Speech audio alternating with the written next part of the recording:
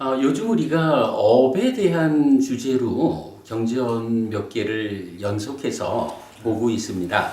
그래서 지난주에 요 소금덩이경 나눠드리고, 시간 관계상 지난주에 못했죠. 그래서 오늘 소금덩이경을 공부할 순서입니다. 근데 요 소금덩이경에 앞서서 또 먼저 좀 보아야 할 내용이 하나 있어서, 시와가경이라는 경을 지금 새로 나눠드렸습니다.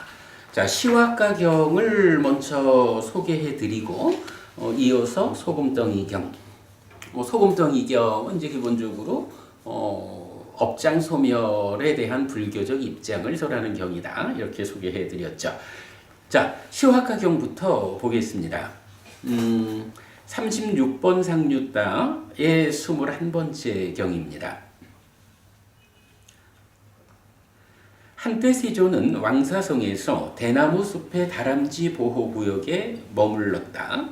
그때 몰리아 시와가 유행승이 세존에게 다가갔다. 가서는 세존과 함께 인사를 나누었다. 유쾌하고 기억할 만한 이야기를 주고받은 뒤 한곁에 앉았다. 한곁에 앉은 몰리아 시와가 유행승은 세존에게 이렇게 말했다. 곧다마 존자시여, 어떤 사문 바라문들은 이런 주장과 이런 견해를 가지고 있습니다. 사람이 즐거운 느낌이나 괴로운 느낌이나 괴롭지도 즐겁지도 않은 느낌을 경험하는 것은 모두 전생의 행위에 기인한 것이다. 라고. 여기에 대해서 곧다마 존자께서는 어떻게 말씀하십니까? 시와가여, 어떤 느낌들은 담즙 때문에 생긴 것이니 이런 일이 일어난다는 것은 스스로 알 수 있고 세상에서도 사실로 인정되고 있다. 시와가여, 그런데도 여기에 대해서 어떤 사문 바라문들은 사람이 즐거운 느낌이나 괴로운 느낌이나 괴롭지도 즐겁지도 않은 느낌을 경험하는 것은 모두 전생의 행위에 기인한 것이다. 라는 그런 주장과 그런 견해를 가지고 있다. 그렇게 되면 스스로 알고 있는 것을 넘어서고 세상에서 인정하는 사실을 넘어서기 때문에 나는 그들 사문 바라문들이 잘못되었다고 설한다. 무슨 얘기인가요? 이게 담즙, 쓸개즙 얘기죠. 담즙의 어떤 밸런스 이런 거겠죠. 그것을 원인으로 나한테 즐겁거나 괴롭거나 괴롭지도 즐겁지도 않은 어떤 느낌이 일어난다. 쉽게 말하면 담즙의 그 분비라고 해야 되나요? 문제가 생기면 어떻게 돼요? 이게 보통 요새 그 담석증 같은 게 이제 다 그 쓸개와 연관된 이런 거잖아요. 그래서 담즙이 잘 분비되어 가지고 몸에 어떤 역할을 하는 이런 데 문제가 있으면 당장 어떻게 되나요? 그것 때문에 괴롭잖아요. 그러니까 여기서는 딱 그 얘기죠. 누가 뭐라고 말하지 않아도 내 몸 안에 담즙의 분비에 문제가 생기면 그것 때문에 당신 괴롭잖아? 이렇게 말할 수가 있잖아요. 이거는 설명도 필요 없잖아요. 그죠? 이건 그냥 그래서 경전이 그렇게 말하는 거죠. 이런 일이 일어난다는 것은 스스로 할 수 있고 세상 사람들도 다 담즙에 문제가 생기면 그걸로 괴로움이 생겨. 담즙이 정상적으로 분비가 되면 그로 인한 괴로움은 생기지 않을 것이야. 이런 건 다 알고 있다는 거죠. 그런데 만약에 이런 담즙 하나만 놓고도 이런 어떤 문제가 있을 수 있다. 느낌의 원인이 된다라는 것을 나도 알고 세상도 하는데, 그런데 누가 말하기를 사람이 즐거운 느낌이나 괴로운 느낌이나 괴롭지도 즐겁지도 않은 느낌을 경험하는 것은 모두 전생의 행위에 기인한 것이다. 내가 지금 좋고 싫고 이렇게 살아가는 모든 상태는 다 전생에 내가 어떤 업을 지었느냐, 이것에 의해서 생겨나는 일이야. 내가 지금 즐거운 것도 괴로운 것도 이거 따지고 들어가 보면 다 전생에 지은 업을 원인으로 생겨나는 것이야. 이렇게 말한다면 이거 인정할 수 있겠느냐? 이런 이야기죠. 그래서 부처님은 누가 그렇게 주장을 한다, 그런 견해를 가지고 있다라고 하면, 아니 이거야 담집 하나만 봐도 아는, 스스로 알고 세상이 하는 이런 일에 대해서 그런 주장을 한다면 그건 잘못되었다 라고 나는 말한다. 이런 이야기죠. 그런 그 주제입니다. 시화가요, 어떤 느낌들은 점액 때문에, 여기서 점액은 가래라고 하네요. 뭐 침이라고도 하고 그러죠. 점액 때문에 생긴 것이니 이런 일이 일어난다는 것은 스스로 알 수 있고 세상에서도 사실로 인정되고 있다. 시화가요. 그런데도 여기에 대해서 어떤 사문바라문들은 사람이 즐거운 느낌이나 괴로운 느낌이나 괴롭지도 즐겁지도 않은 느낌을 경험하는 것은 모두 전생의 행위에 기인한 것이다 라는 그런 주장과 그런 견해를 가지고 있다. 그렇게 되면 스스로 알고 있는 것을 넘어서고 세상에서 인정하는 사실을 넘어서기 때문에 나는 그들 사문바라문들이 잘못되었다고 설한다. 여기서 점액이라고 하는 것도 담즙과 유사하게 어떤 우리 몸의 밸런스를 말하는 그런 거겠죠. 시화가요, 어떤 느낌들은 바람 때문에 생긴 것이니 이런 일이 일어난다는 것은 스스로 알 수 있고 세상에서도 사실로 인정되고 있다. 시화가요. 그런데도 여기에 대해서 어떤 사문바라문들은 사람이 즐거운 느낌이나 괴로운 느낌이나 괴롭지도 즐겁지도 않은 느낌을 경험하는 것은 모두 전생의 행위에 기인한 것이다 라는 그런 주장과 그런 견해를 가지고 있다. 그렇게 되면 스스로 알고 있는 것을 넘어서고 세상에서 인정하는 사실을 넘어서기 때문에 나는 그들 사문바라문들이 잘못되었다고 설한다.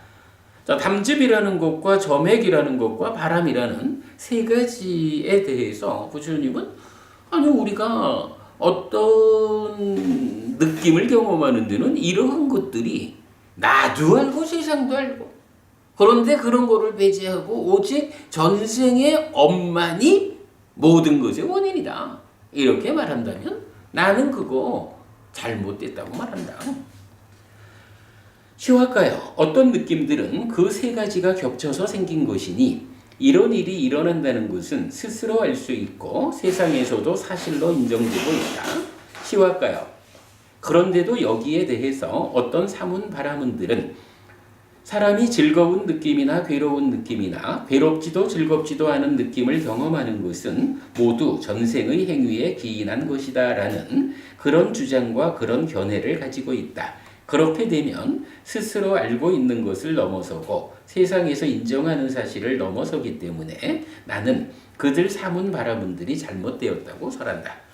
그 세 가지가 함께 이렇게 말하죠. 근데 여기서 이제 담즙, 점액, 바람 세 가지, 그리고 그 세 가지가 함께 어떤 우리 몸에 영향을 미치는, 이렇게 말하는 거는 밑에 제가 그 별표하고 적었습니다만은 담즙과 점액과 바람이라는 것은 인도의학, 즉 아유르베다에서 체질이나 기질의 토대가 된다고 여기는 세 가지 원인이 되는 물질을 말하는 거예요. 그래서 느낌의 원인에는 몸의 상태, 건강도 포함된다라고 정리를 했는데, 그러니까 따지자면 이런 거죠. 요즘 사람들 보고 물질이 뭐죠? 이렇게 물을 때 지수화풍 4대입니다. 이렇게 말하면 그 뭔 소리를 그렇게 할까? 이럴 거예요. 그러나 인도 그 당시에 그 사람들의 시각으로 물질은 지금 서양과학에서 분자를 말하고 원자를 말하면서 수소와 산소와 탄소와 이런 것들이 결합, 이렇게 표현하는 부분을 그때 인도 사람들은 지수화풍이라는 네 가지 성질을 최소의 어떤 원인으로 보고 그것들의 결합에 의해서 물질이 생겨난다. 이렇게 그들대로 해석을 했던 거죠. 마찬가지 우리 몸에 대해서 이 몸의 상태가 어떠할까? 라는 것을 뭐 그 당시 인도 사람들의 의학적 어떤 시각에서는 담즙이라는 것과 점액이라는 것과 바람이라고 하는 이 세 가지의 어떤 그 요소들이 어떻게 잘 밸런스를 유지해 주느냐? 그 세 가지 각각이 어떠한 상황이냐? 세 가지가 함께한. 예를 들어서 물질이라면 지수, 화풍도 있지만 그것이 결합한 물질이 있듯이 이 세 가지가 어떤 결합 상태를 보여주느냐? 뭐 이런 식으로 몸의 건강 상태를 말하는 의학 지식이 있었다는 거죠. 그러니까 뭐 여기서는 이렇게 몸과 관련한 상태를 세 가지와 거기에 합해진 이렇게 네 가지 형태로 설명하고 있다. 그러면 즐겁거나 괴롭거나 괴롭지도 즐겁지도 않다라는 이 느낌이 경험되는 데는 우리 몸이라고 하는 것이 원인이 되는 거기 때문에 몸이라고 하는 원인 배제하고 무조건 다 전생에 지은 업의 업만 원인이다 라고 말하면 곤란하다. 이런 식의 의미로 보면 되겠죠. 그 얘기입니다. 시화가요. 어떤 느낌들은 기후의 변화에 의해서 생긴 것이니 이런 일이 일어난다는 것은 스스로 알 수 있고 세상에서도 사실로 인정되고 있다. 시화가요. 그런데도 여기에 대해서 어떤 사문바라문들은 사람이 즐거운 느낌이나 괴로운 느낌이나 괴롭지도 즐겁지도 않은 느낌을 경험하는 것은 모두 전생의 행위에 기인한 것이다 라는 그런 주장과 그런 견해를 가지고 있다. 그렇게 되면 스스로 알고 있는 것을 넘어서고 세상에서 인정하는 사실을 넘어서기 때문에 나는 그들 사문바라문들이 잘못되었다고 설한다. 자, 여기에서는 좀 몸과는 다른 이야기가 하나 나오죠. 기후의 변화에서 생긴 거다라고 했거든요. 아까 보니 우리가 좀 전에도 말했지만 이제 아침 저녁으로 날이 제법 차요. 그래서 저도까지 기후의 변화 정도를 못 버틸까라고 고집하지 않고 조금 두꺼운 이불을 꺼내 덮었거든요. 근데 어쨌든 이렇게 기후가 변한다는 것은 그것 때문에 우리 삶에 영향을 미친다고요. 어제도 제가 빨리 공부하느라고 대구를 갔는데 우리 빨리 공부 선생님 두 분이 마스크를 다 하고 나온 거야. 어쩌면 공부하러 못 올 뻔했어요. 이러면서 기후의 변화죠. 요거 조금 좀 확장된 개념으로 말하면 환경이란 얘기예요. 사람들이 살아가는 데는 앞에서 말한 네 가지로 상세하게 몸의 상태를 말했지만 그 몸이라는 것만큼 환경이라는 거. 그래서 기후가 변한다는 거. 이런 환경의 문제도 우리 삶에 그야말로 내가 즐거울까 괴로울까 이걸 결정하는데 영향을 미치는 것이다. 조건의 하나다. 이런 이야기죠. 근데 이거 배제하고 오직 전생의 업만이 원인이요. 이렇게 말한다면 부처님 입장에서는 그거 잘못됐다. 라고 지적한다는 거죠. 이유는 간단해요. 스스로도 알 수 있고 세상도 알고 있는 거거든. 이거는. 이게 물론 스스로도 세상도 다 잘못 알고 있는 이거하고는 얘기가 다르죠. 우리가 살아가면서 환경에 영향을 받고 있다라고 하는 것은 지극히 당연한 사실이라고. 이건 거짓이 아니잖아. 근데 이런 거 부정할 수 없는 거죠. 시화가요. 어떤 느낌들은 고르지 못한 주의 집중에 의해서 생긴 것이다. 이런 일이 일어난다는 것은 스스로 알 수 있고 세상에서도 사실로 인정되고 있다. 시화가요. 그런데도 여기에 대해서 어떤 사문바라문들은 사람이 즐거운 느낌이나 괴로운 느낌이나 괴롭지도 즐겁지도 않은 느낌을 경험하는 것은 모두 전생의 행위에 기인한 것이다 라는 그런 주장과 그런 견해를 가지고 있다. 그렇게 되면 스스로 알고 있는 것을 넘어서고 세상에서 인정하는 사실을 넘어서기 때문에 나는 그들 사문바라문들이 잘못되었다고 설한다. 마찬가지 또 하나의 주제를 제시했죠. 고르지 못한 주의 집중 이랬어요.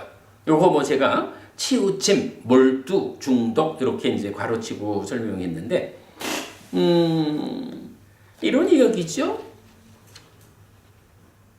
우리 사회에 많은 문제들이 있지만 뭐 요새는 그 얘기를 조금 덜 하나 몰라요. 한동안은 스마트폰 얘기하면서 또는 게임 얘기하면서 이런 얘기 많이 했잖아요.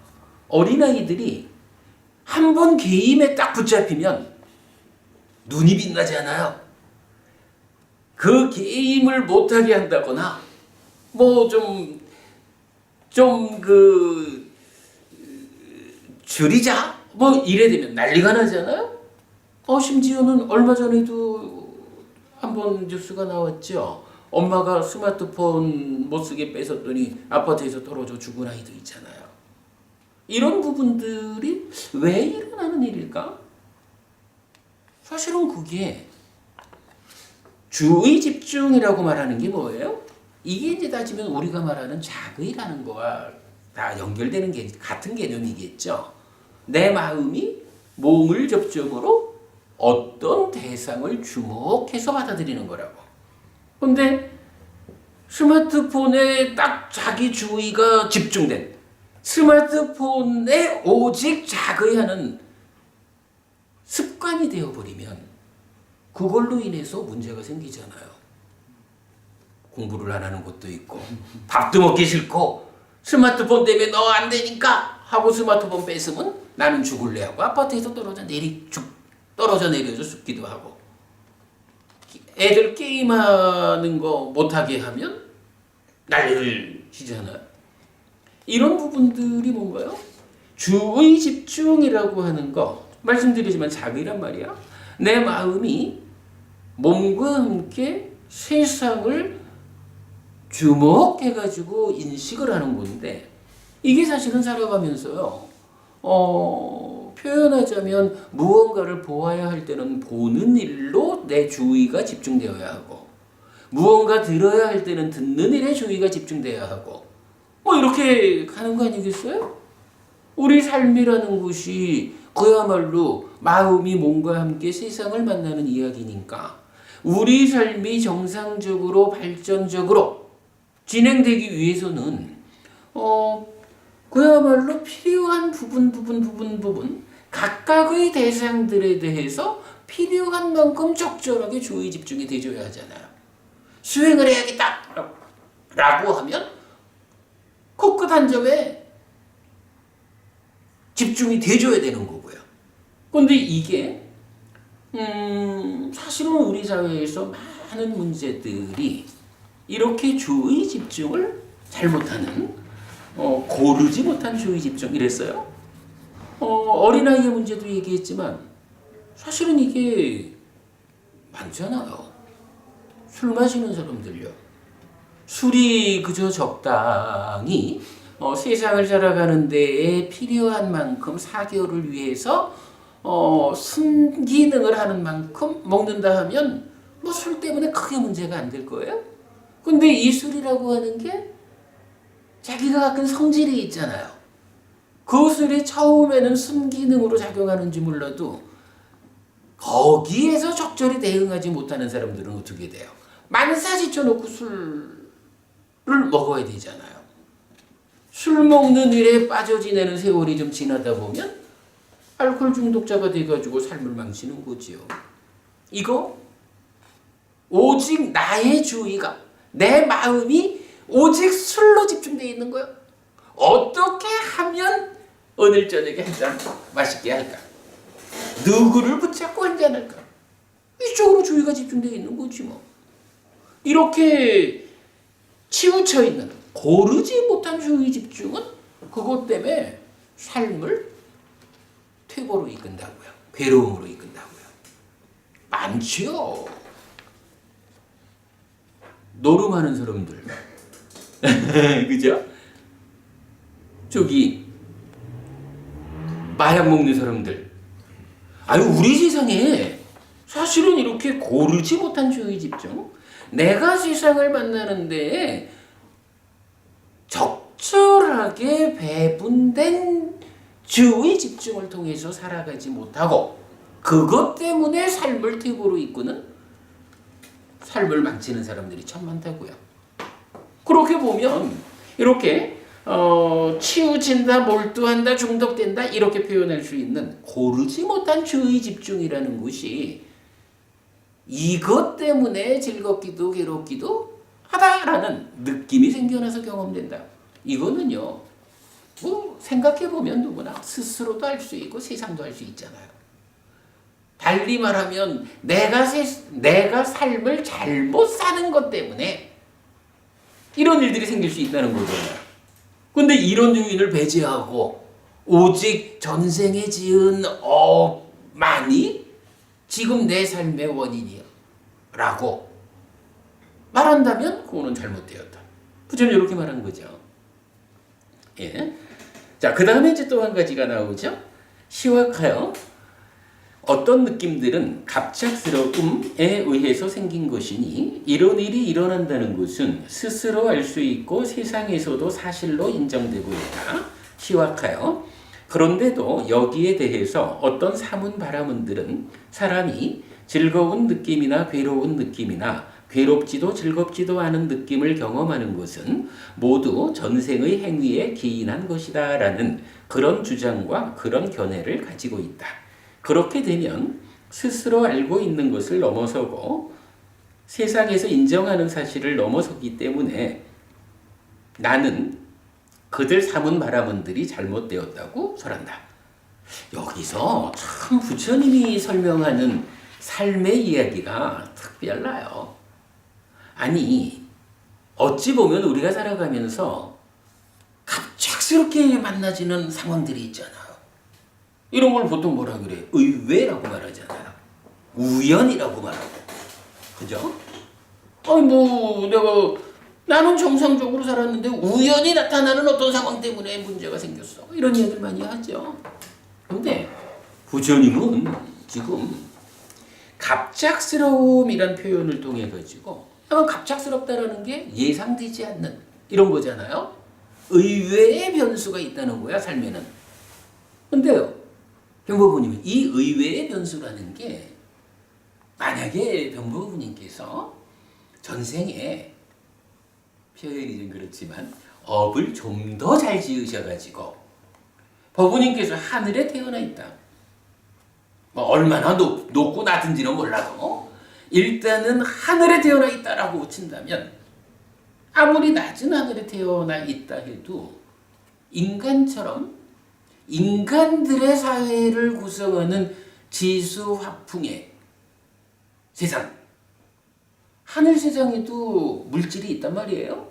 근데 하늘을 구성하는 물질은 인간 세상을 구성하는 물질하고 결합 상태가 다른 거겠죠. 그러니까 하늘 사람들 우리 눈에 안 보이잖아요. 하늘 사람들도 몸이 있단 말이에요. 그들대로의 어떤 결합 상태를 보이는 몸을 갖고 있죠. 그죠? 그러니까 물질로 구성된 물질로 존재하는 어떤 생명들이 있다고 하늘 세상에. 그런데 그 사람들이 그러니까 하늘 사람들이 얼마 전에도 인도네시아에 뭐 지진 오고 쓰나미 오고 그래가지고 또 몇천 명이 죽었잖아요. 이런 일을 당할까요? 아마도 그런 일은 안 당할 거예요. 근데 그 인도네시아에서 이번에 지진 쓰나미 때문에 돌아가신 분들 입장에서는요, 이거 예상된 일인가요? 아니, 지진이 올 거고 쓰나미가 올 거예요. 그래서 몇천 명 죽을 거예요. 라고 예상이 되었다면 그 자리에서 사는 바보가 있겠어요? 예상되지 않은 일이 생긴 거라고. 예상되지 않았다. 의외의 일이 발생했다. 이런 걸 뭐라고 해요? 갑작스러운 이렇게 표현한 거죠.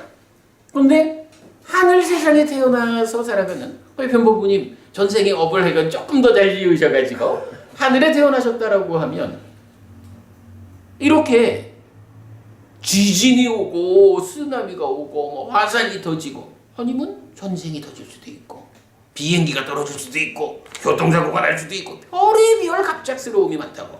우리 삶에는요.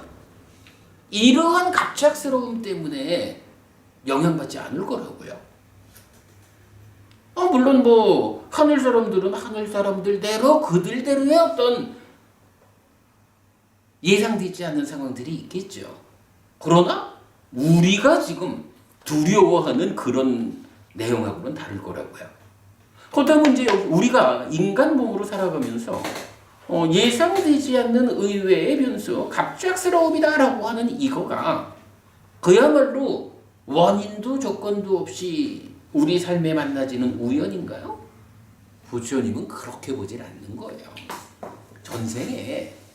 전생에 인간으로 태어나서 이런 지구라는 땅덩어리가 가지는 어떤 변화의 과정에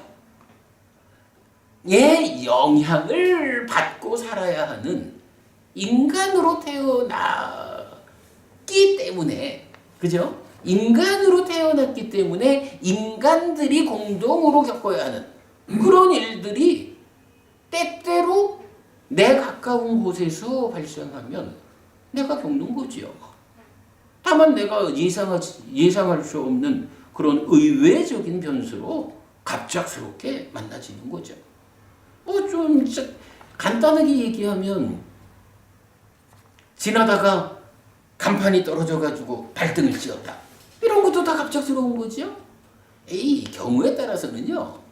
앞에 거랑 연결되겠지만 열심히 휴대폰 통화하고 가다가 전봇대를 꽝 받는 것도 주의 집중이 잘못되었다라는 것도 원인이 되지만 거기에 2차적인 원인은 전봇대가 갑자기 부딪힌 거예요. 그렇잖아요. 그죠? 근데 그 부처님은 우연이라 하는 거를 인정을 안 하셨잖아요. 그러니까. 그러니까 지금 그런 부분을 세상 사람들은 우연이라고. 편리하게. 그렇죠. 그렇죠. 그렇다고 봐야죠. 그러니까 제가 지금 말씀드린 게 다 따지자면 우연이라고 세상에서 말할 수 있는 거지만 부처님은 그것을 원인 조건 없는 우연이다 이렇게 말하지 않고 갑작스러움이라고 하는 하나의 조건 상태로. 어찌 보면 글쎄 우리 대승불교에서 그 표현을 쓰던가요? 공업이란 말. 전생에 지구라는 땅덩어리 위에서 인간의 몸의 상태로 태어날 이런 업을 지어서 인간의 형태로 태어난 사람들이 공동으로 겪어야 되는 거. 어젠가는 보니까 메르스가 3년 만에 다시 시작됐다가 완전히 소멸했다. 이런 말도 나오던데. 이런 모든 것들이 우연하고는 다르다는 거예요. 부처님은 그걸 우연으로 말하지 않고 그게 바로 이렇게 인간으로 태어나서 산다는 것의 조건 아래에 내가 예상하지 못하던 의외적인 것으로 작용하고 있다. 그거 갑작스러움이라는 조건이다. 이렇게 말하는 거죠. 그러니까 우연의 반대편이 되는 거죠. 그래서 이렇게 이제 갑작스러운 어떤 상황들로 인해서 내가 괴로움을 겪을 수도 있고 행복을 겪을 수도 있다. 갑작스럽게 10년 전에 조금의 선업을 베풀었는데 누군가가 이만큼 선물을 갖고 나왔어. 그러면 갑작스럽게 행복해지는 거지 뭐. 이거 그런 식이에요. 이거 스스로도 알고 세상도 아는데 그거 다 배제하고 오직 전생의 업만이 원인이다 라고 말하면 틀린 거다. 좀 이렇게 말한 거죠. 자, 지금 7개를 말했어요. 그죠? 몸에 관련한 4가지. 그리고 기후, 환경 얘기를 했죠. 그리고 주의 집중의 문제, 사실은 삶의 자세 이런 얘기죠. 그리고 갑작스러움, 의외의 변수. 이렇게 7가지 얘기를 했어요. 그리고 이제 마지막으로 하나가 더 나오죠. 시화가요. 어떤 느낌들은 업보에 의해서 생긴 것이니 이런 일이 일어난다는 것은 스스로 알 수 있고 세상에서도 사실로 인정되고 있다. 시화가요. 그런데도 여기에 대해서 어떤 사문 바라문들은 사람이 즐거운 느낌이나 괴로운 느낌이나 괴롭지도 즐겁지도 않은 느낌을 경험하는 것은 모두 전생의 행위에 기인한 것이다 라는 그런 주장과 그런 견해를 가지고 있다. 그렇게 되면 스스로 알고 있는 것을 넘어서고 세상에서 인정하는 사실을 넘어서기 때문에 나는 그들 삼은 바라문들이 잘못되었다고 설한다. 이렇게 해서 이제 8번째는 업보라는 거죠. 그래서 지금 여기서 모두 전생의 행위에 기인한 것이다 라는 요거가 우리가 이제 요즘 업에 대한 이야기, 그래서 유위적인 삶을 사는 중생들은 업이 지어지면 반드시 경험하지 않고는 없어지지 않는다. 요런 이야기의 연장선상에서 오늘 소금덩이 경을 보겠다라고 하는 것은, 그런데 그게 업이 지어진 그대로 겪어야 한다라고 하면 사실 아니다. 업이 지금 삶이라는 다른 조건들과 결합해가지고 그 크기가 조정되어서 보라는 이름으로 겪어진다. 이 얘기를 하려는 거잖아요. 그러니까 이제 여기서 업보라는 이야기가 이제 나왔는데, 전생의 행위에 기인한다라는 요 표현이 단지 그 보라는 개념 없이 업의 결과를 겪는다 이렇게 말하는 건지, 아니면 그와 상관없이 뭐 과가 됐든 보가 됐든 보라고 하는 것도 어쨌든 전생의 아니죠. 보라고 하는 것은 전생의 업의 결과에 지금 다른 조건들이 결합해서 생기는 거니까 전생의 행위만을 원인으로 한다라고 말할 수가 없죠. 그러니까 여기서는 아까 말했던 그러니까 업은 지어진 그대로 겪어야 한다라고 주장하는 게 되는 거죠. 그거 틀렸다. 사실은 어떤 업이 지어졌든 간에 보라는 형태로 지금 다른 조건들하고 결합되어서 경험되는 것이다. 요것이 8번째다. 그런데 그거를 전생의 업만이 원인이다라고 말하면 틀렸다. 요렇게 지금 부처님 말하고 있는 거죠. 그럼 거기서 앞에 7가지를 총괄한 게 8번째 업보의 업보로.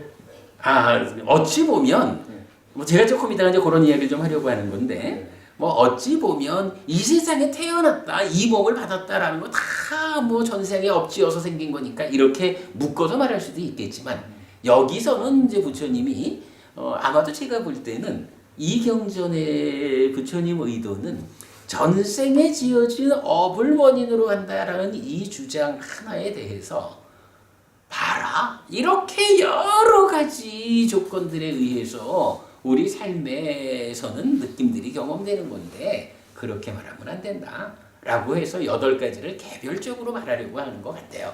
근데 통합된 시각은 분명히 필요하죠. 자, 어쨌든 이렇게 해가지고 부처님은 느낌이 경험되는 데는 8가지의 조건이 있다.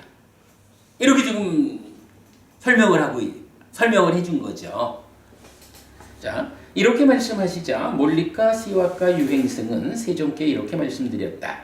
정말 기쁩니다. 곧다마 존재하시오. 정말 기쁩니다. 곧다마 존재하시오. 곧다마 존재하시오.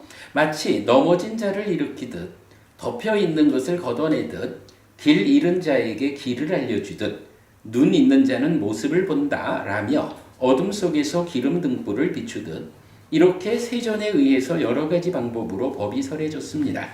대덕이시여, 저는 이제 세존께 귀의하고 법과 비구상가에 귀의합니다. 세존께서는 저를 오늘부터 죽을 때까지 귀의한 남신자로 받아 주소서. 그리고 이제 경의 마무리는 담즙, 점액, 바람, 겹침, 그러니까 3가지가 겹친 거죠. 기후, 고르지 못함, 갑작스러움, 그리고 업보가 8번째다 라고 해서 느낌이 생겨나는 조건을 말해주고 있죠. 자, 이 경을 제가 먼저 소개하는 이유, 이렇게 보려 합니다. 시와카 경을 박보분이 우리 그동안 좀 본 적이 있죠. 그래도 이제 반복해서 설명을 하게 되는 게 굉장히 중요한 경전이에요. 삶이라고 하는 것이 보면 삶은 내가 세상을 만나는 것이다. 여기 이제 우리가 늘 말하는 거죠. 그런데 나는 누구냐? 라고 하면 우리 12연기 특강을 통해서 지금 보고 있는 거지만 마음과 몸이 함께한 것이다. 이렇게 설명이 되는 거죠. 그러면 마음이 몸과 함께 세상을 만나는 이야기. 요거 삶이다. 그런데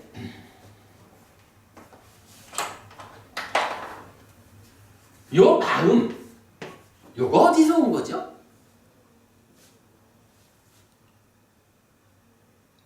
병법은요, 요 마음, 요거 어디서 온 거예요? 공기 없잖아요. 근데 뭐 이렇게 보면 되겠죠. 우리가 이제 메커니즘 공부가 필요하지만 이게 업을 지으면 이 업이 중생에게는 업 자체가 오염되어 있기 때문에 업의 오염 때문에 어떤 일이 나요? 식이 머물죠. 네. 그러니까 업의 오염에 의해서 머문 식들이 쌓여 있는 거라고 이게.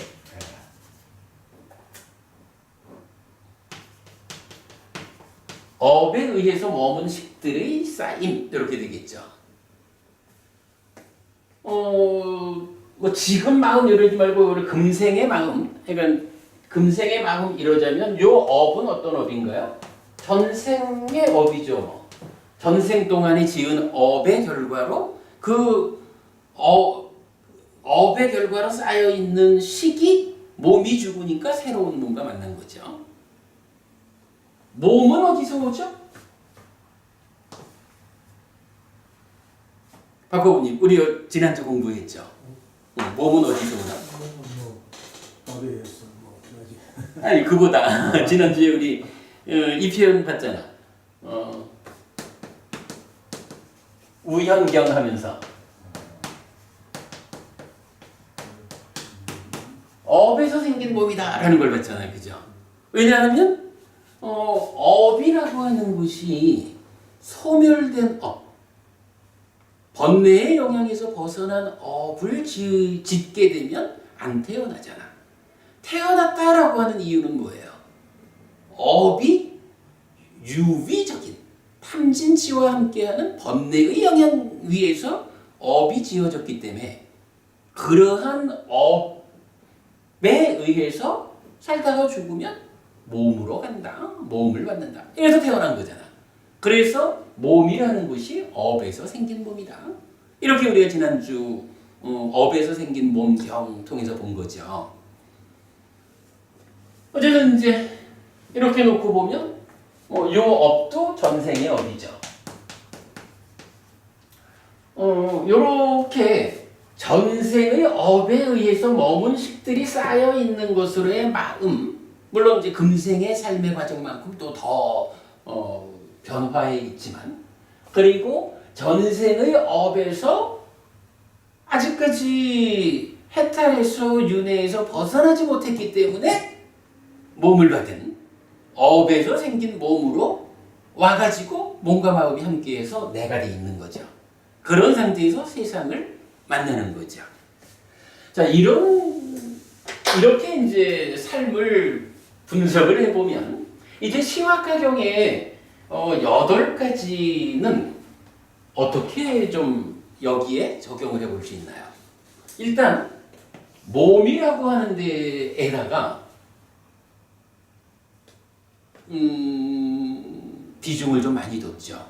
사실은 뭐 어찌 보면 몸 때문에 즐겁거나 괴롭거나 한 거다 이렇게 말해도 그건 뭐 충분하잖아요.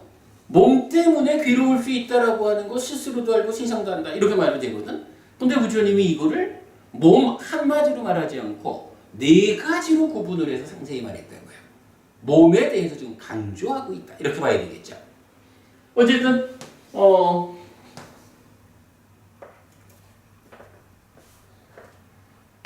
담즙, 점액, 바람, 겹침 해서 네 가지를 말하고 있거든요. 그 다음에 나온 게 환경의 문제가 있었죠. 환경이라는 것은 몸의 문제인가요? 마음의 문제인가요? 아니면 세상의 문제인가요? 세상의 문제잖아. 그죠?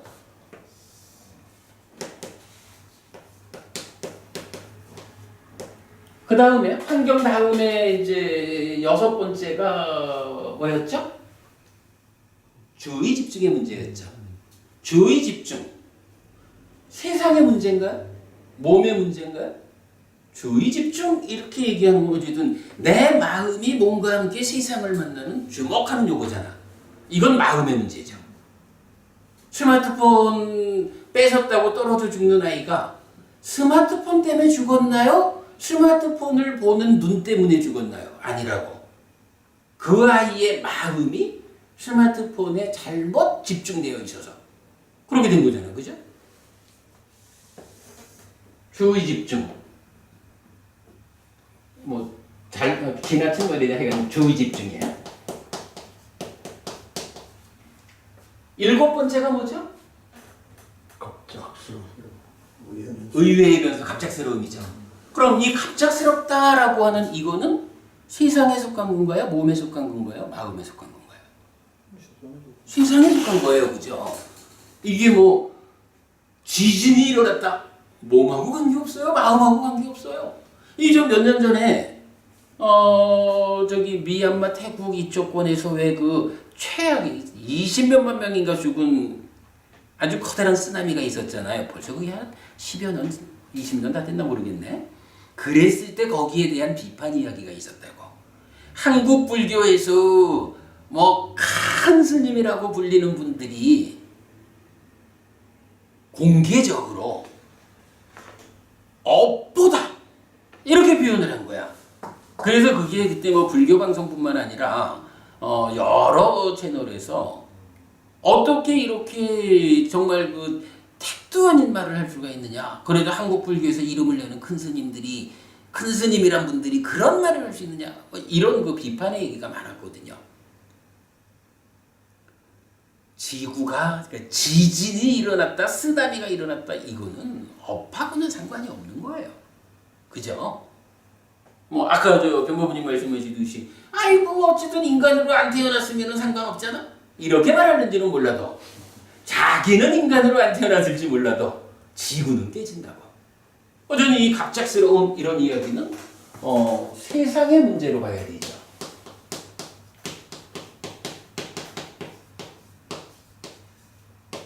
의외의 변수.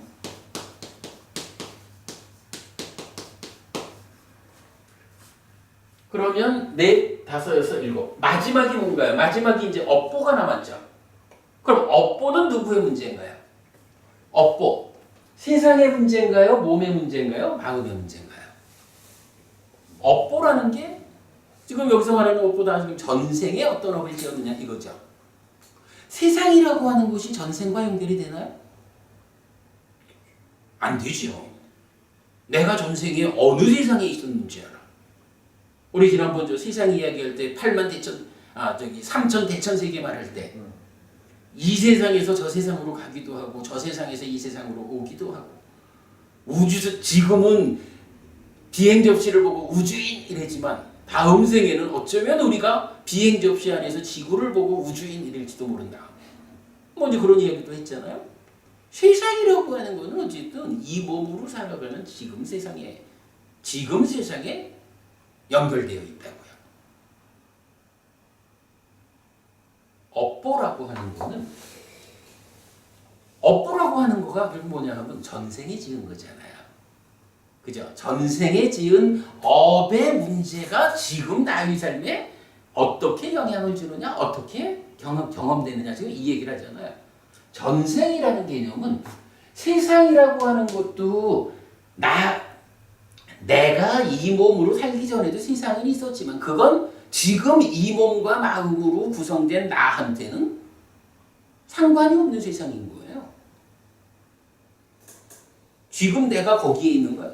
그러니까 그 세상에 내가 있었다라고 보장할 수도 없고, 전생이라고 하는 이 전생에 지은 업과 관련한 이거는 기본적으로 마음의 문제라고 봐야죠. 그죠? 몸이라는 것도 태어나면서 한평생 요우로 받은 거고, 세상이라는 것도 이 몸과 함께 하는 동안 세상을 만나는 거지 라는 삶의 입장에서 그렇게 봐야 되는데, 그때 몸과 함께 세상을 만나는 것으로의 이 마음은 어때요? 전생에 업을 지어서 머문 식들이 쌓여 있는 거잖아. 그러니까 전생에 지은 업의 문제가 지금 영향을 미친다 라는 이거는 몸을 원인으로 하는 게 아니라, 세상을 원인으로 하는 게 아니라, 이거는 마음이 원인이 되는 거야. 이게 좀 제가 지금 설명을 적절하게 못했나요? 박사님 어떠셔요? 이 얘기는, 아니 이게 이제 어쨌든 몸이라고 하는 거는 전생에는 지금 내 몸은 없었다고. 나의 전생에는 지금 세상이 어떠한 상태에 있든 전생의 몸으로는 지금 세상을 만나지는 않았다고. 그런데 마음이라는 것은 전생의 삶의 결과를 담고 있는 거라고. 그러니까 전생의 삶의 결과가 지금 내 삶에 영향을 미치는 업보라고 하는 이 하나의 조건은 마음과 관련된 것이다. 이렇게 보아야 한다는 거죠. 동의할 수 있죠. 요건 굉장히 중요하죠. 자, 이렇게 이제 시와가경을 그동안 여러 번 본 거지만 오늘 다시 말씀을 드리는 게, 특히 우리가 지난주 업에서 생긴 몸이라는 것의 의미를 보았단 말이에요. 그래서 몸과 마음과 세상이라는 이 삶의 구성 상태를 좀 더 우리가 정확히 알 수 있게 되었기 때문에, 이제 시와가경을 통해 가지고 부처님이 설명하는, 지금 내가 살아가면서 즐거울 수도 있고 괴로울 수도 있고 그냥 괴롭지도 즐겁지도 않을 수도 있는데, 그러한 느낌이 경험되는 것은 어떤 조건들에 의한 것일까? 근데 변보부님 사실은 이게 가장 중요한 주제잖아요. 어쨌든 부처님 그러잖아. 나는 오직 고와 공멸을 말한다. 행복할 것이냐 괴로울 것이냐, 이게 내 삶에서는 가장 중요한 주제인 거죠. 어쨌든 우리가 괴롭지 않고 행복하려고, 갈수록 괴로움은 줄어들고 행복은 늘어나는 삶을 살기 위해서 우리가 이렇게 공부하는 거잖아요. 우리가 공부가 좋아서 하는 건 아니라고. 이 공부를 통해서 직접적으로 내가 행복한 삶을 실현하겠다라는 거, 그것 때문이거든요. 그래서 경전은 모든 것은 느낌으로, 경험으로 모인다, 경험에서 만난다라고 해서 삶의 중심점을 느낌에다 두고 있는 거라고. 어떤 느낌이 생겨나서 나에게 경험될까? 그럴 때에 이 느낌에 대해서 모르는 사람들은 그거 창조주 하나님, 그러니까 창조주의 권능에 의해서 내가 그런 느낌을 경험하는 거예요. 이렇게 말하는 사람도 있고, 이거 지난번에 우리 공부한 그 근본교리 등의 여기서 말하는 거죠. 아니면 저 모든 것이 지금 말하듯이 전생의 업의 결과고, 이런 식으로 세상을 보아가지고는 내 삶에서 만나지는 이런 괴로움의 문제에 적절히 대응할 수 없다는 거죠. 그래서 지금 부처님은 이 경을 통해 가지고 몸과 관련한 요소도 있고, 세상과 관련한 요소도 있고, 마음과 관련한 요소도 있다. 내가 어떤 느낌을 경험할 건지에 대해서는. 그렇다면 따지자면 내가 행복하자라는 것을 근원적으로 시도하려면 몸도 다스려야 되는 거예요. 세상도 다스려야 되는 거예요. 마음도 다스려야 되는 거예요. 세상 다스린다라는 말은 좀 어떨는지 몰라도 생각해보면, 만약에 지진이 계속 터진다라고 하면 우리가 지진의 영향을 덜 받는 곳으로 나의 삶을 옮기자 하고 이사가는 것도 따지면 세상을 다스리는 거예요. 세상 전체를 다스리지는 않지만 몸과 마음인 내가 만나는 세상, 나의 세상을 다스리는 일은 되잖아요. 뭐 어쨌든 이렇게 나한테 어떤 조건들로 괴로움이 생겨나는 것일까에 대해서 알게 되면 거기에 적절하게 대응할 수 있다. 이런 개념이 있기 때문에 지금 이제 시각화경은 상세한 이야기를 해주는 거죠.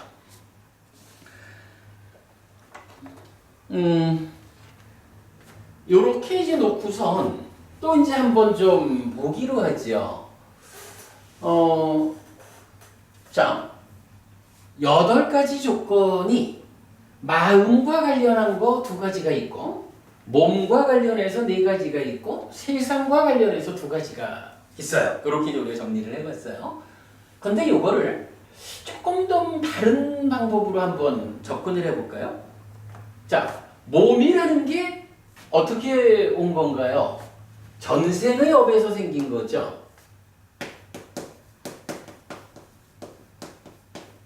전생의 업 때문에 몸으로 왔어. 그 몸이 살아가는 동안 어떻게 관리되느냐에 따라서 괴로울 수도 있고 행복할 수도 있어. 이렇게 말하는 개념이죠. 근데 또 어떻게 보면 말이죠. 이 세상이라는 거, 이 세상은 우리 삶에는 어떻게 만나진 건가요? 바꾸보니 만약에 우리가 개로 태어났다면 우리가 만나는 세상이 다를 거예요? 따지면 있잖아요. 지금 우리가 만나는 세상 이거 전생의 업에 의해서 어떤 몸을 받았느냐, 어떤 몸으로 갔느냐, 어떤 몸에 우리가 찾아왔느냐, 이것이 이 몸으로 살아가는 내가 만나는 세상을 결정하는 거라고요. 내가 지금, 그죠? 우리가 지금 한국 사람으로 태어났기 때문에 뭐 어떤 업의 과정인지는 우리가 잘 모르지만 전생에 지은 업의 연장선상에서 우리가 한국 사람으로 태어났기 때문에 미국 사람이나 뭐 호주 사람이나 이쪽 사람들하고는 다른 세상을 살잖아요. 지구라는 하나의 세상이 있지만 분명히 그들 세상과 우리 세상이 다르다고, 그죠? 그러면 세상이라고 하는 이것도 따지고 보면 왜 이러한 세상이 나와 만나 있는가? 이 측면에서 보면 이것도 전생에 내가 어떤 업을 지어서 어떤 몸을 받았느냐, 어떤 몸으로 왔느냐, 이것에 의해서 결정된 거죠. 세상이라는 것도 결국은 어떤 업을 지었느냐에서 온 거라. 그렇게 봐야 되겠죠. 변보부님 아까 시작하시면서 그 말씀하셨는데 요거 업보라고 하는 거는 어디서 온 거죠? 업보. 이건 뭐 말 그대로 전생의 업에서 온 거지 뭐. 그죠? 전생에 어떤 업을 지었길래 그 업의 결과가 지금 나의 삶에 영향을 미칠까? 이게 업보란 말이에요. 그러니까 업보도 전생의 거야. 근데 요거 그러고 보니까 8개 중에 7개를 다 전생의 업이라고 했는데 전생의 업에 의해서 하여간 지금 우리가 만나진 거 이렇게 표현을 해볼 수가 있죠. 주의 집중이라는 이건 어떻게 돼야 되나요?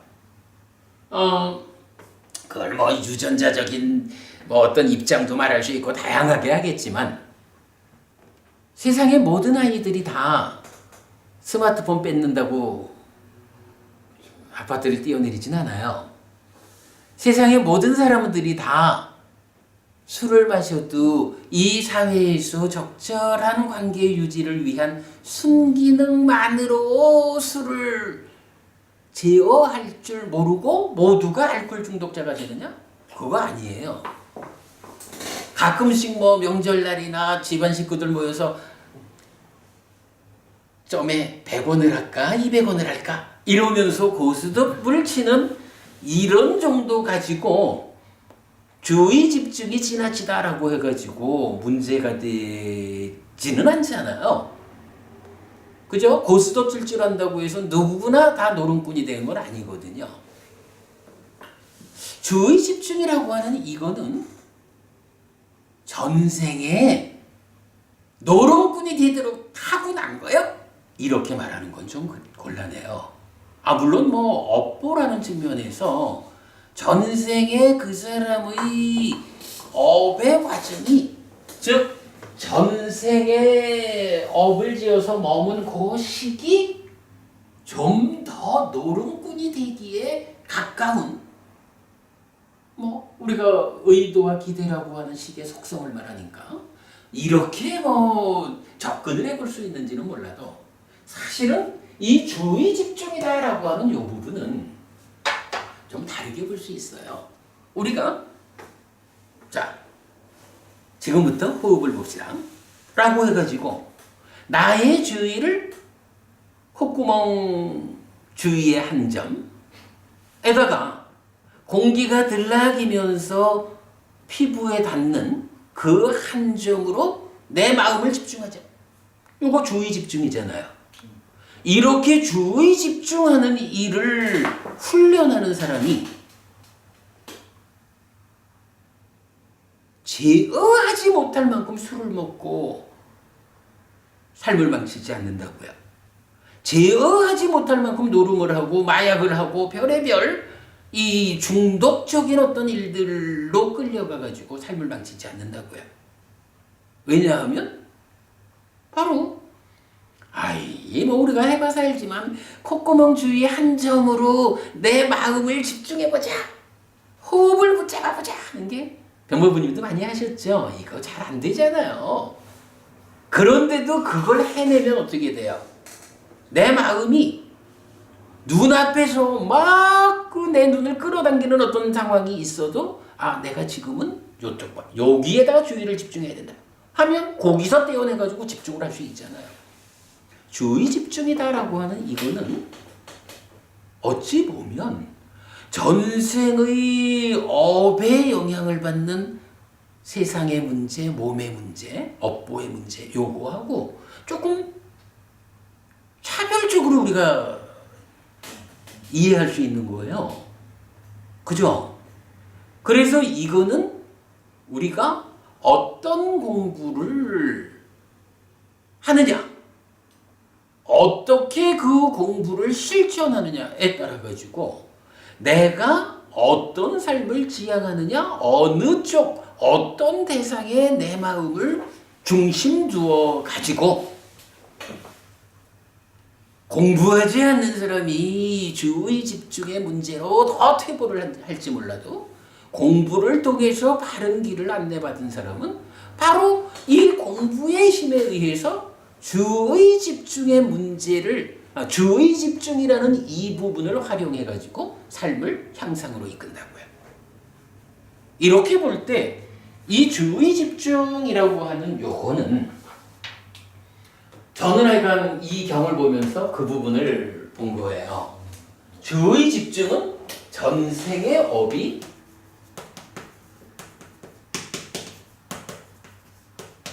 아니라 이것보다는 오히려 지금 내가 어떻게 삶을 사느냐, 어떤 공부. 자, 여기서 공부라고 하는 거 우리 분명히 알아야죠. 공부는 교학 더하기 수행입니다. 어떤 가르침을 안내받아 가지고 그 가르침을 얼마만한 강도로 실천하느냐, 요게 교학과 수행이라는 공부잖아요.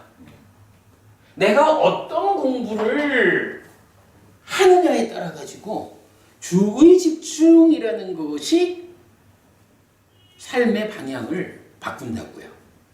그러면 이렇게 대부분이 전생의 업이 가져온 그 영향 위에서 우리가 설명된다 해도, 그러나 구체적으로 지금 내가 어떤 삶을 살 것이냐, 어디에다 내 마음의 중심을 두어가지고 어떤 삶을 만들어갈 거냐, 그 주의 집중이라는 이 문제는 더 이상 전생에 묶이지 않는 거예요.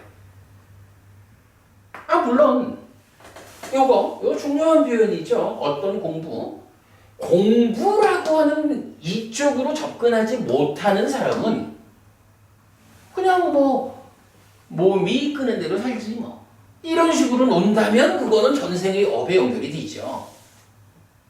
공부하지 않는 사람과 공부하는 사람의 차이죠.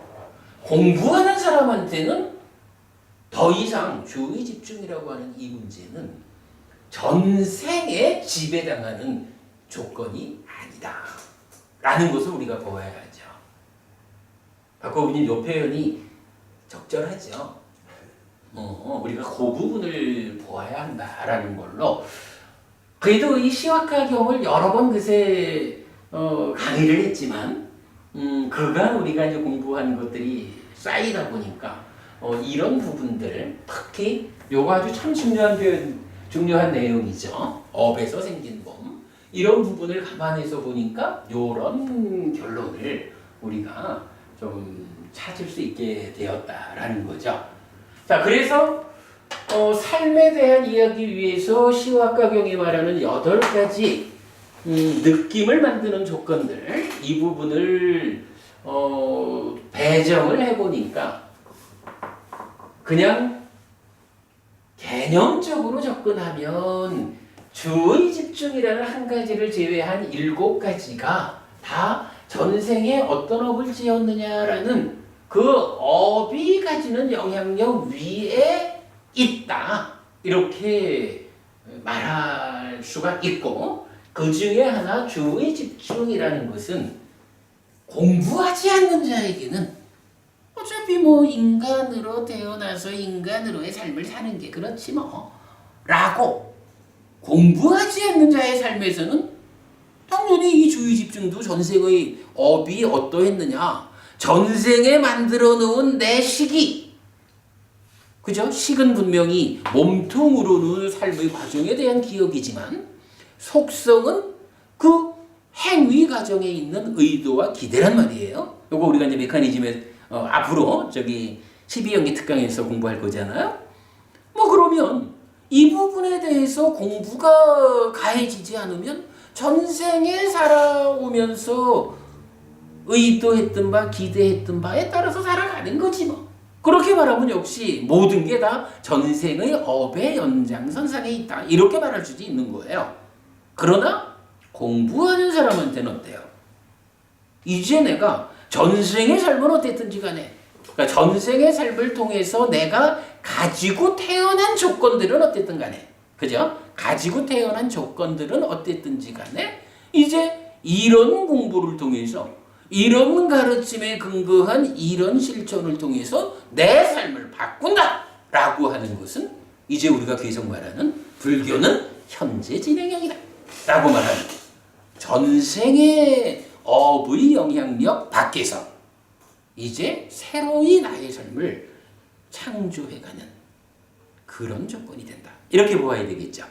공부가 필요한 이유 이렇게 말을 해도 좋을 거고요.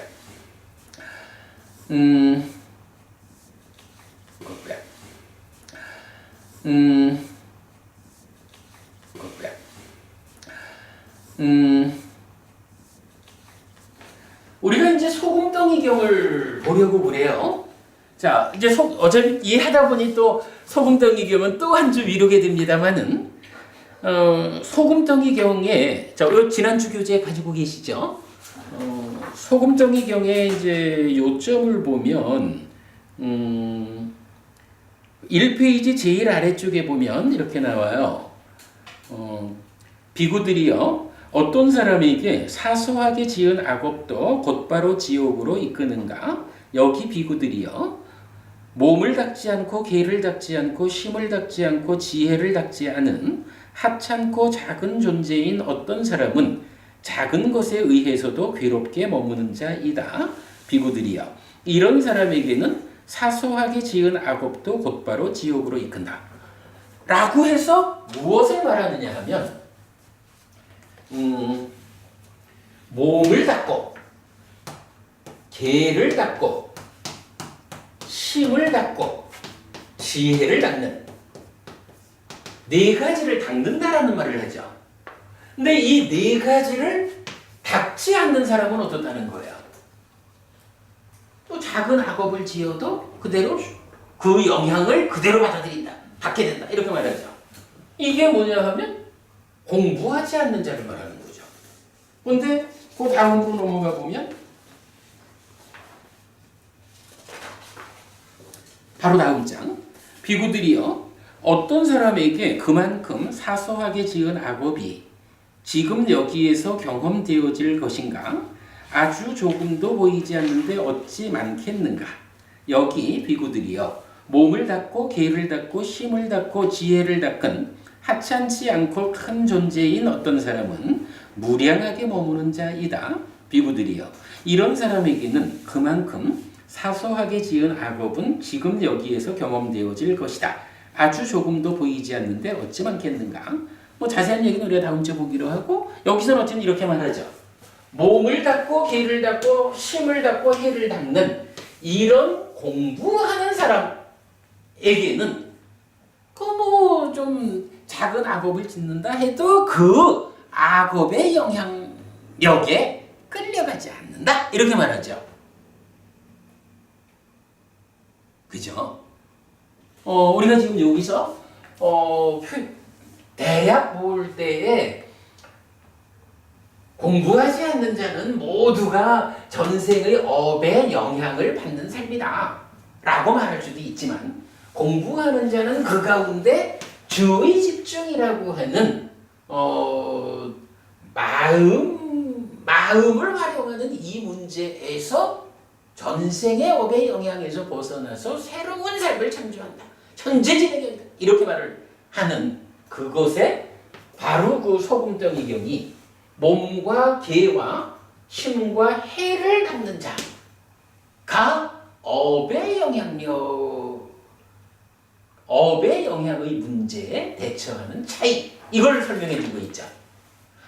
제가 원래 이제 오늘 이 소금덩이경을 하자라고 해놓고 시와가경을 먼저 설명하게 된 이유가 바로 요 한마디 때문에 필요한 거예요. 그러니까 소금덩이경은 그러니까 어떤 말을 하는 건가? 왜 우리가 이 경을 보아야 할까? 라고 하면 바로 이런 공부를 하는 자와 공부하지 않는 자에게 어떤 삶의 차이가 있는 것일까?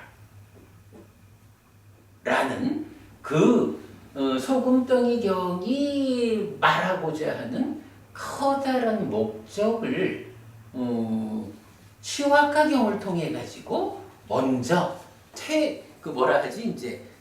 커다란 틀로서 보고 가야 되겠다 하는 필요성 때문에 오늘 시와가경을 이제 먼저 설명드렸어요. 뭐 시간이 좀 남긴 했지만 지금 소금덩이경을 시작하기에는 시간이 안 맞는 것 같습니다. 오늘은 이렇게 좀 낯서 간단하게 한 걸로 하겠습니다. 자, 그렇게 마치고요. 뭐 질문 있으시면 받도록 하겠습니다. 좀 쉬도록 할까요? 근데 이제 예. 느낌이라 하는 네. 그가 우리가 뭐 일반적으로 우리가 공부해 올 적에는 소촉된 거, 그러니까 촉에서 생기는 것만 분명하지 않습니까? 네.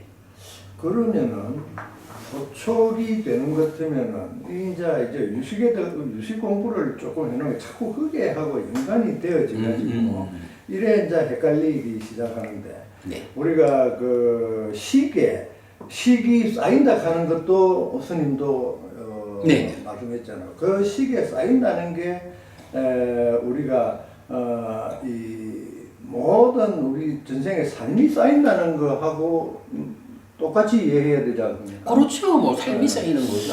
그 삶의 결과가 색소상행식 5온 중에 식이라는 이름으로 쌓이는 거죠. 그러니까요. 그런데 그게 바로 또 12연기가 그걸 이제 맞습니다. 해놓은 거고. 네. 그 5온의 과정이죠. 예, 온이 12연기고 어떤 경을 보는 것 같으면은 온하고 12연기하고를 뭐 같은 저도 그렇게 말을 합니다. 그런 데도 많더라고요. 저도 그렇게 설명합니다. 그렇다고 볼지게 오늘 이 이제 이 전생의 업하고 현생에서 주의하는 거하고 이 느낌하고의 연결이 상당히 좀 지금 해결돼요.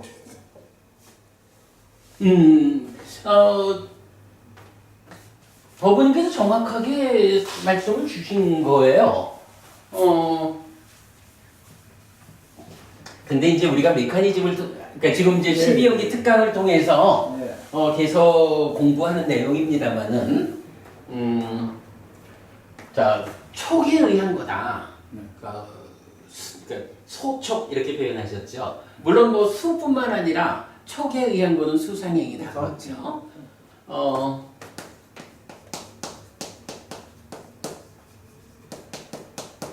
안이비설신의가 있어요. 요거 안식과 안근 네. 내지 의식과 의근 요거 지난번에 우리가 공부했죠. 그리고 색성향 미척법이 있고요.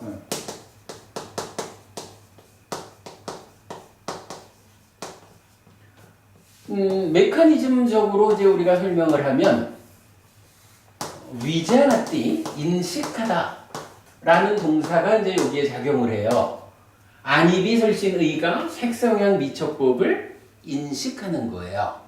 그래서 분별해 아는 거. 그러니까 안이비설신의와 색성향 미척법 이러면 안과 색을 조건으로 안식이 있다 이렇게 나오잖아요. 네. 요 안과 색을 조건으로 안식이 있다라는 요 과정이 어떻게 되는 거냐 하면 안으로 색을 위자나띠.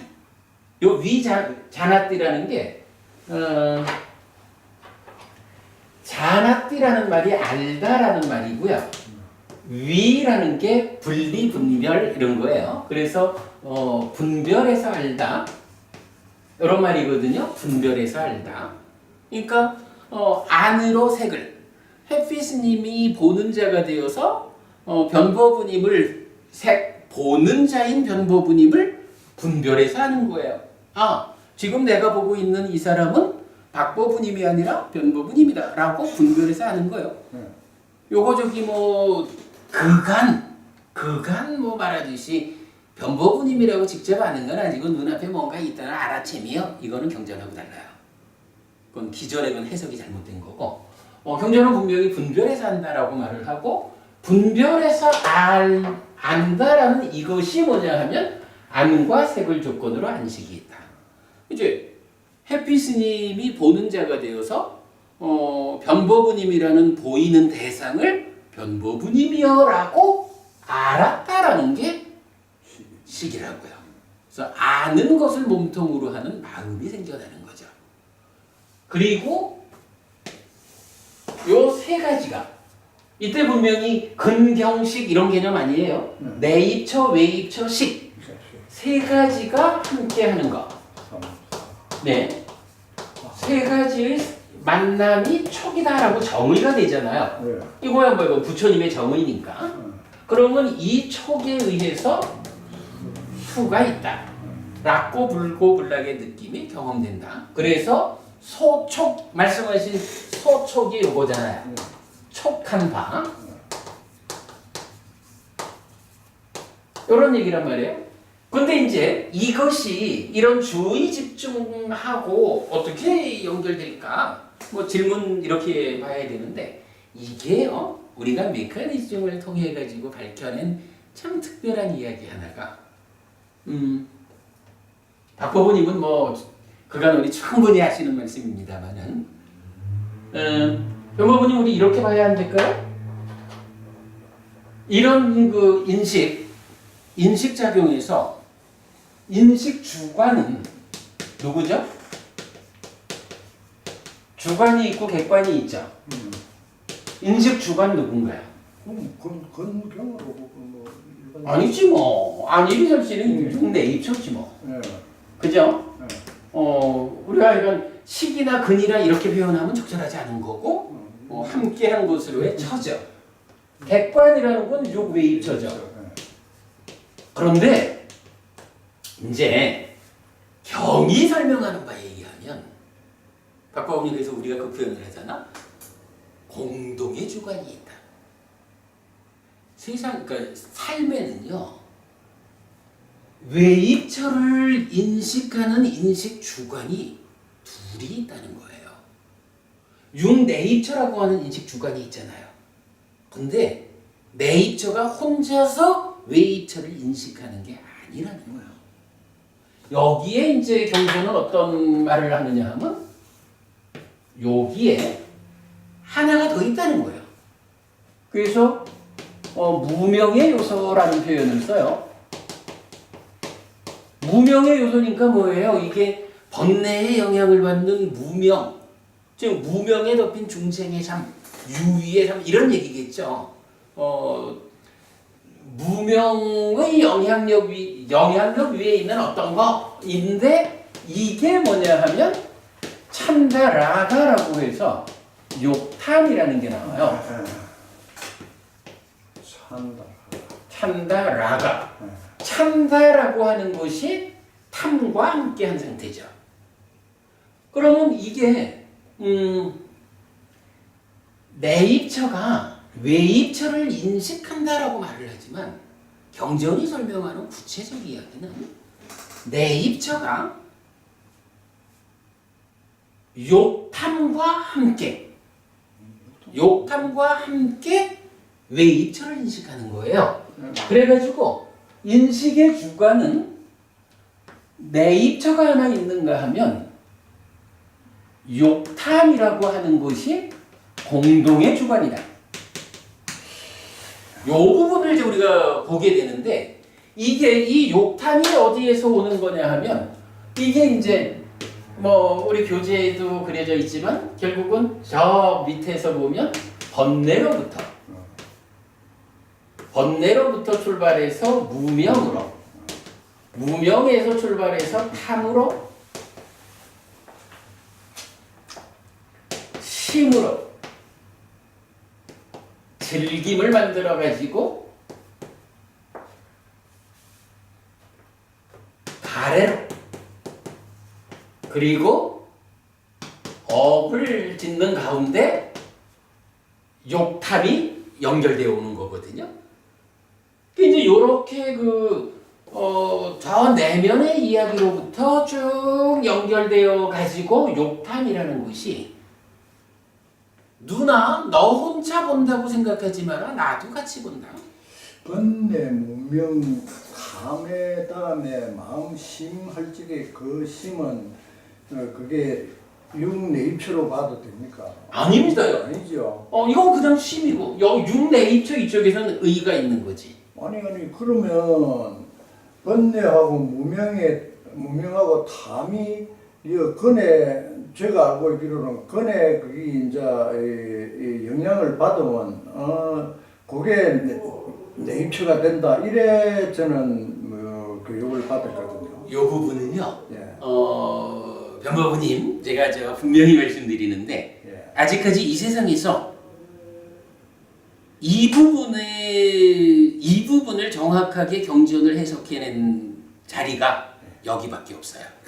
그럴 것 같아서 내가 지금 예. 혼자 그래서 이 부분은 우리가 12연기 특강에서 네. 이어가지고 이 부분을 그리고 이게 바로 12연기를 설명하는 내용이거든요. 오늘 공부하셔도 예. 오늘은 만약 이 얘기는 계속 가지 말고 요거는 하여간 12연기 특강을 통해서 계속 하는데 그래서 이제 우리는 요 부분을 어떻게 설명하냐 하면 인식주관 1번인 육내입처는 삶이 누적된 거예요. 또 누적된 삶을 대표하는 의라는 마음이 삶의 주관의 하나로. 뭐 지난주에 또 이렇게 좀 설명했죠. 그런가 하면 잠깐만. 그런가 하면 요렇게 무명의 요소로 오는 요거는 지금 삶의 행위자인 심 이렇게 표현을 하거든요. 지금 삶의 행위자인 심과 누적된 삶인 의가 하나의 대상을 같이 보는 거야. 그래서 예를 들어 이런 거예요. 제가 이제 법원님을 보고는 변법원님이다라고 아는데 이게 변법원님을 아는 사람은 많잖아요. 모든 사람들이 변법원님을 똑같이 보지는 않는다고요. 보는 사람마다 변법원님을 질적으로 다르게 본다고. 변법원님이다라고 분별하는 일은 누적된 것으로의 육네이처, 만호의 일인데 이제 변법원님에 대해서 어떤 질적 수준으로 보느냐 하는 그거를 지금 삶의 행위자인 심이 하거든요. 그리고 요 지금 삶의 행위자인 요 심이 이게 이제 지를 만드는 거니까 이 심이 얼마나 번뇌로부터 벗어나느냐, 번뇌를 얼마나 부순 상태냐에 따라서 심의 상태가 좋아지겠죠. 그게 수행인 거예요. 그 이런 개념 때문에 이제 방금 그 주의 집중이라는 부분이 어떤 공부 이렇게 현재 진행형 이렇게 말하는 거거든요. 지금 삶의 행위자인 심 현재 진행형 이 부분인데 요거는 하여간 우리 저 12연기 특강 활동에서 좀 길게 공부를 하셔야 됩니다. 너무 안 어렵습니까? 어려운 얘기죠. 아니, 그래서 이제 이 부분은 저도 그렇게 말을 했죠.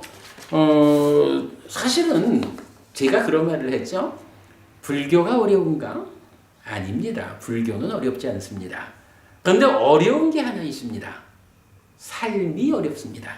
우리 삶이 워낙에 심오해. 전 내면의 이야기까지 보면 부처님은 다만 그 심오하고 어려운 삶을 완전하게 해석을 해줬거든요. 그렇기 때문에 이 심오한 삶을 완전하게 알자라고 하면 유일한 방법이 불교라. 그래서 사실은 불교는 어려운 게 아니고 해결하기 위해서는 가장 그러니까 유일한 방법이에요. 그래서 해결을 위해서는 쉬운 방법이 불교야. 다만 삶이 어려워. 이런 얘기를 하고 그러기 때문에 니까야를 공부하는 일은 철학으로 쳐도 최고 수준의 철학이다. 이렇게 말하는 거거든요. 그러니까 저 이거 보면 천천히 해나가자고요. 예. 지금 그래요. 더구나 이제 법부님 앞에 공부하신 부분이 많기 때문에 뭐 이런 내용이 좀 이렇게 이거는 부처님 말씀을 정갱을 전제로 한 확실한 내용을 가지고 하는 거니까 저는 믿고 들어갑니다. 네, 그 부분은 제가 자신합니다. 그러니까 별 이제 의심을 안 가지고 이제 해피 스님 말씀에다가 맞추려고 지금 노력을 하는데 그렇게 자꾸 헷갈려요. 그러니까 헷갈리는 부분은 분명하고 시간이 필요하죠. 네. 부부하죠.